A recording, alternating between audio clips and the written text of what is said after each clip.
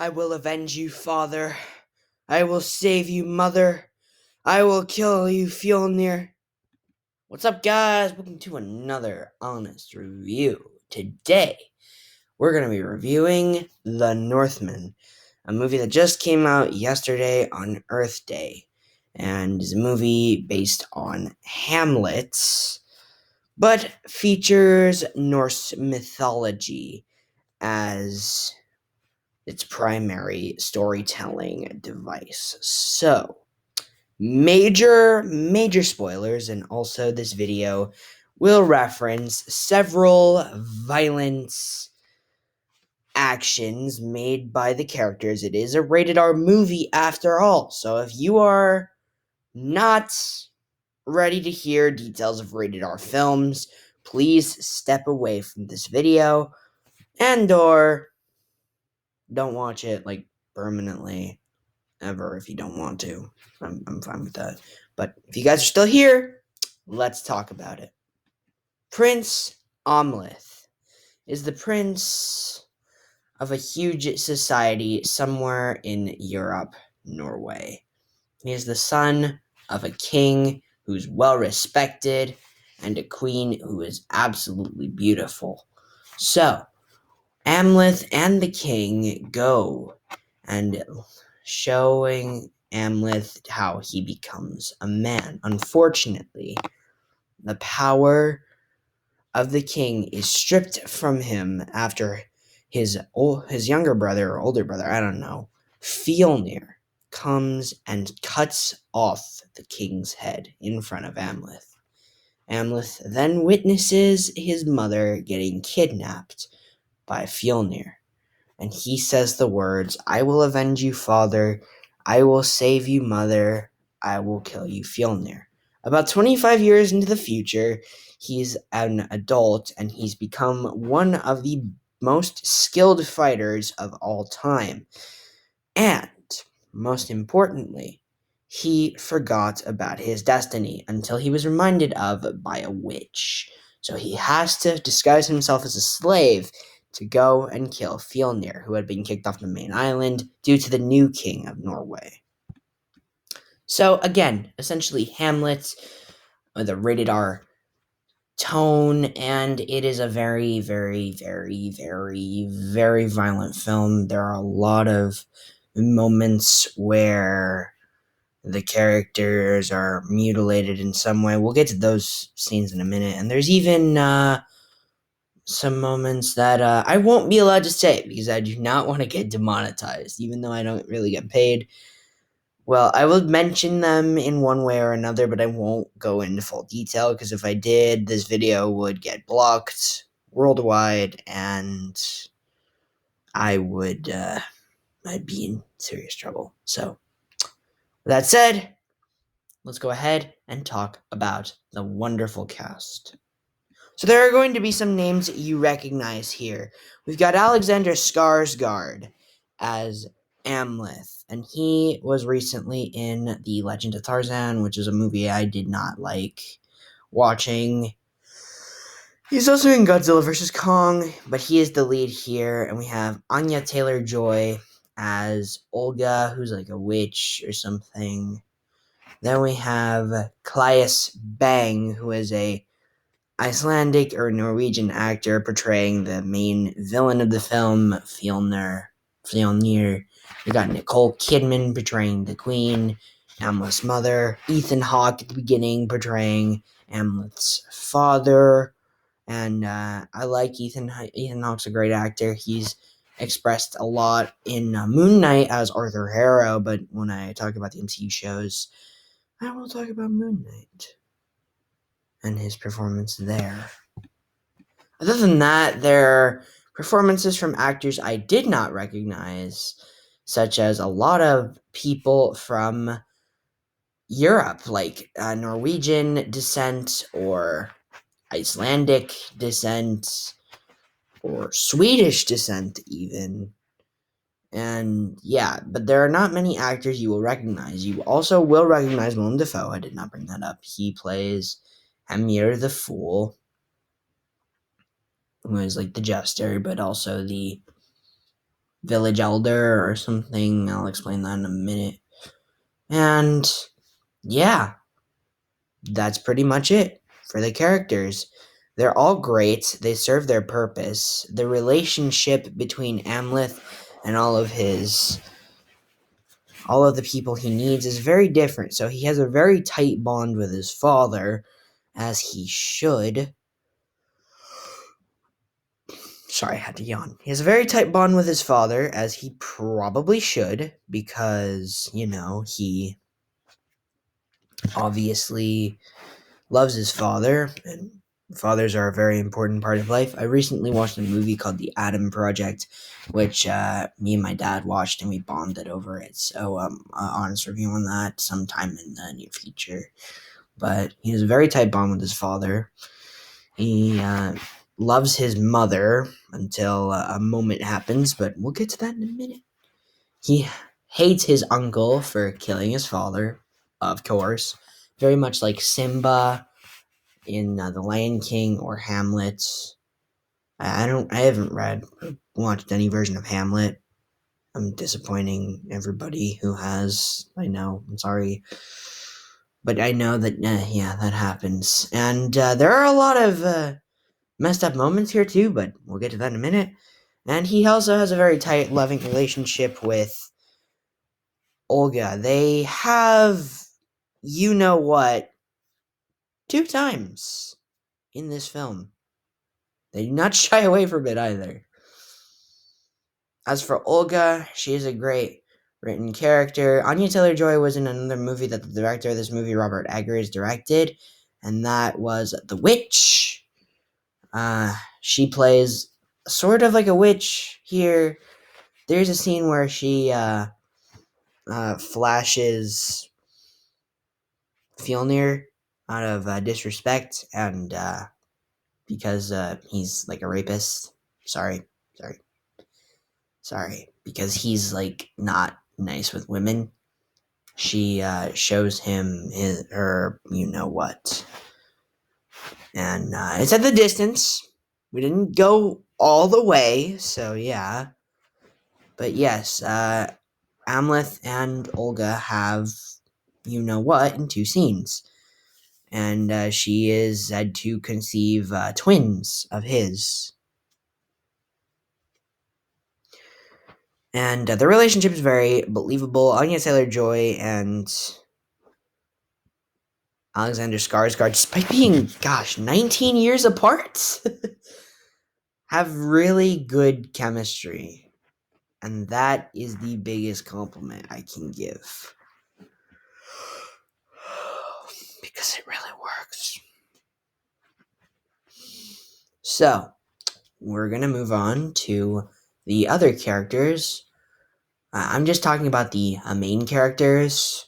So we'll talk about the king first. He's only in the movie for about, 10 minutes? But it showcases that he is very close with his son. He's played by Ethan Hawke. And he has a very manly presence. There are muscle shots of him. And it is believable that Amleth does love his father, and that it breaks him to watch him die. In every version of the Hamlet narrative, the father dies. Hamlet's father dies in the beginning of the play. Mufasa dies in The Lion King. I almost said in Simba. Sorry, I'm not that kind of person. And yeah, the king dies here. And I would say his name, but I don't want to butcher it, even though I am actually part Norwegian. So there you go. So he dies, and his presence looms over Amleth throughout the entire movie. The physical stature and the body language of the king is present when Amleth is an adult, and it actually made me believe that Ethan Hawke... Sorry, just woke up. That Ethan Hawke and Alexander Skarsgård could actually play father and son. Obviously, they're like only 5 years apart. I'm not pulling a Cher and Meryl Streep from Mamma Mia, Here We Go Again, because I'm not I'm not stupid like the director of that movie. Sorry. Roasted. Mamma mia. I meant like they should play father and son, and like where someone is younger and then the adult version is portrayed by one of them. You get what I mean, I'm assuming. I digress. I keep stalling. Point is, the king is a great character, even though he's in the movie for only a short bit of time. As for the queen, well, yeah. Did not expect the route they were going to take. Now, she does seem to love the king in the first bit of the movie, and it does seem like she was kidnapped. But by the time that Hamlet gets to Iceland, that is where they are. Stop yawning. By the time they get to Iceland, she has conceived the second son of Fjolnir, the villain, and took him as her groom, which is I would play the song, but I feel like yeah. So basically, Hamlet's brother is also his cousin. Not crazy at all. I believe that for a fact. And then there's a scene where Hamlet confronts his mother in her bedroom, not their bedroom. She says that she never liked the king and that she liked Fjolnir more, and that she begged him to kill the king and to take her as his bride. And it's a pretty messed up scene because then she goes the incest route and kisses her son in makeup style. Thankfully, and yes, I did say Sweet Home Alabama to the person I was watching and then screamed incest in the theater. Thankfully, she is killed. He stabs her. She kind of deserved it. He also stabs her son, his brother/cousin. Now we get to the villain, Fjolnir, and he is probably the most threatening villain of 2022, next to the Riddler from the Batman. He's got a very deep voice. He's very, very, very frightening to look at. The point in the trailer where he has his armor on, it's also in the movie, terrified me, and the ending where he is, he's like wanting revenge and threatening to kill Hamlet after killing his father, after Hamlet killed his entire family in very violent manners, and we'll get to the deaths in a minute, the action. It was believable, and he is one of the most threatening villains of the year in movie so far, and the final battle between him and Hamlet was really good, and his death is just so satisfying. But we'll, of course, get to the deaths in the action in a minute. So yeah, the characters are great. Also, Emir the Fool is great, despite being in the movie for only a few minutes. He's then a decapitated head for the rest of the movie. I'm sorry. It doesn't hurt.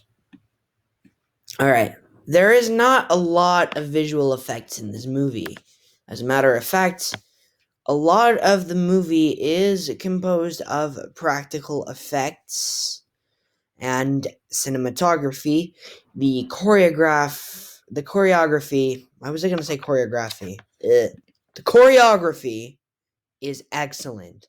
And Alexander Skarsgård could probably do more big budget action movies with his fists if this is the way he's going to learn how to do his fighting style. The cinematography showcasing the beautiful mountains of Iceland and Norway are absolutely perfect, and this is an example that film professors should probably do if they were going to showcase how to do cinematography. There are numerous amounts of examples, and this should be one of them. And whenever there are visual effects, they're really well done. And hopefully this movie gets nominated for a few Oscars. Now, the soundtrack of the movie, I don't know. I don't remember who did it.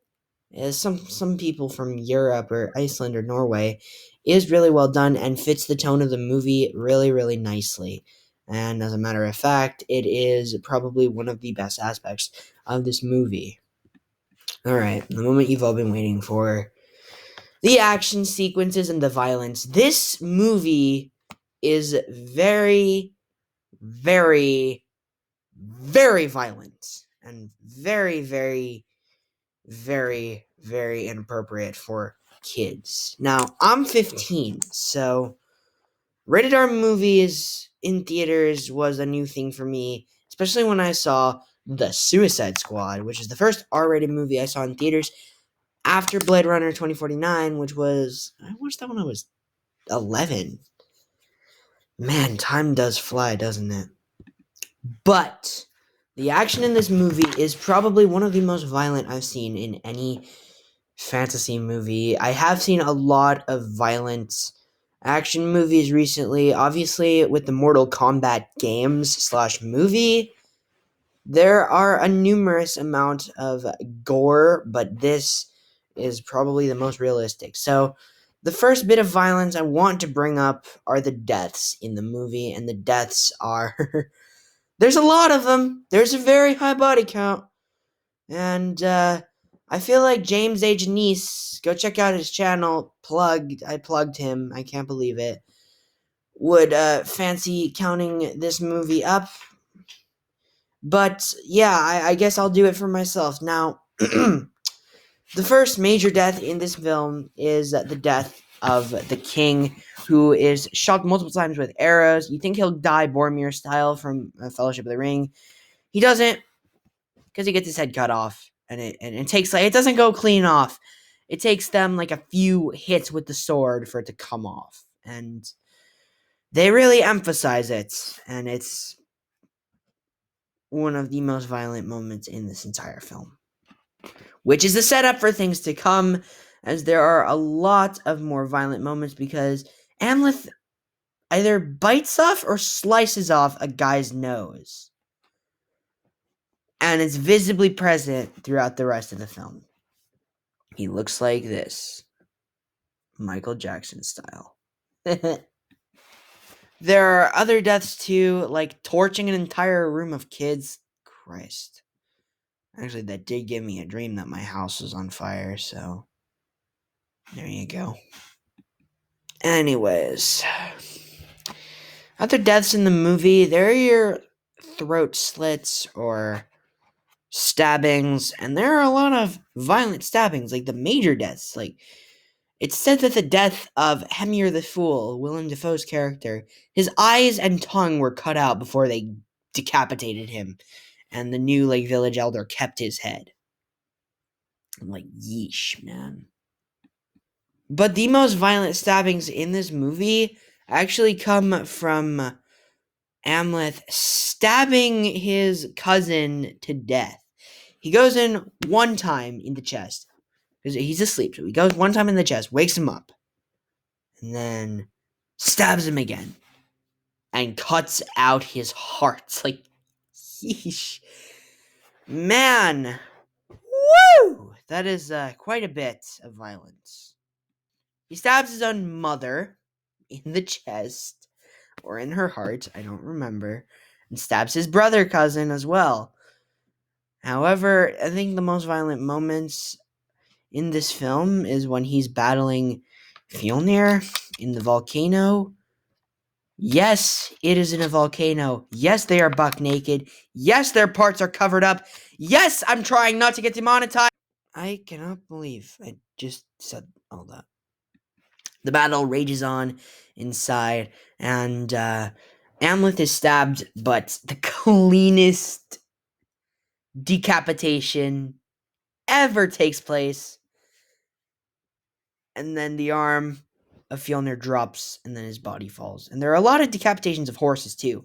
I can't really go into full detail on how amazing the violence is in this movie, because I'd be here all day. So go watch the movie for yourself if you would like to see any violence. That is, if you are old enough. So I loved The Northman. I know it's not really my usual style, but The Northman is a movie style, or a movie that I would really like to see more people replicating the style of, because it is downright one of, if not the best film of 2022, if the Batman didn't overthrow it. So overall, the movie gets, from me, a 10 out of 10. Seriously, go see this movie. You're not going to regret it. Again, if you are the right age. Thanks for tuning into this honest review. I really hope you guys enjoyed it. Again, this movie was really well done, and I would love to see so many other movies replicating it. Now, as for the next honest review, I'm planning on reviewing every single Ice Age movie except for Buck Wild, because I already did that. So I think tomorrow I'll be doing a review of Ice Age The Meltdown if I'm not busy, because I am pretty busy tomorrow. I'm going to go see a play at like 7 o'clock, but other than that, yeah, I'm also relocating. So with that all said and done, thank you guys so much for watching. I really do appreciate your support, and I will see all of you guys in the next honest review. Take care. Goodbye.